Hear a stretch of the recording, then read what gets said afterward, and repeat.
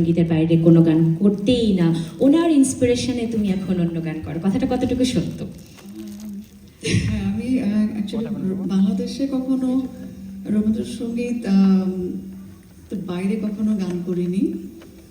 আমার আধুনিক বা হিন্দি গান, পুরোনো দিনের আধুনিক গান কিছু করতাম আমার খালাদের কাছ থেকে শেখা বা শোনা, সন্ধ্যার গান, গীতা দত্তের গান, লতাজির গানগুলো করতাম এক সময়। কিন্তু এখানে আসলে তার বাদে ঘরে করতাম, কিন্তু কখনো কোনো স্টেজে কখনো বাংলাদেশও করিনি, রবীন্দ্রসঙ্গীতের বাইরে কোনো গান।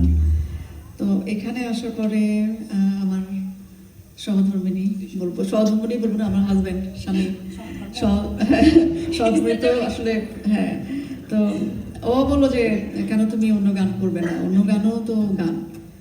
তো আসলে তার উৎসাহে আসলে আমার অন্যান্য আধুনিক গানগুলা, কিছু হিন্দি গান, গজল আমি শিখেছি। কৃতিত্বটা তাকে দেয়া যায় আর কি। হ্যাঁ, আমি ঘরেই করি। এই প্রথম হয়তো বা আমি হিন্দি গান করব বাইরে, মানে স্টেজে। আমি হিন্দি গান কখনো মানে স্টেজে কখনো গান করিনি। আধুনিক গান করেছি, কিন্তু হিন্দি গান করবো আজকে, কিন্তু আমি জানি না কেমন হবে। চেষ্টা ভালো হবে। এখন আমরা মেহেদী ভাইয়ের জন্য একটু ভিন্ন ঘরানার কিছু গান শুনি, আধুনিক বাংলা গান। মনে হয় তোমার কাছে কিছু লিস্ট আছে এখন। কেন মেহেদীর জন্য? শুধু আমি সবার জন্য গাইছি।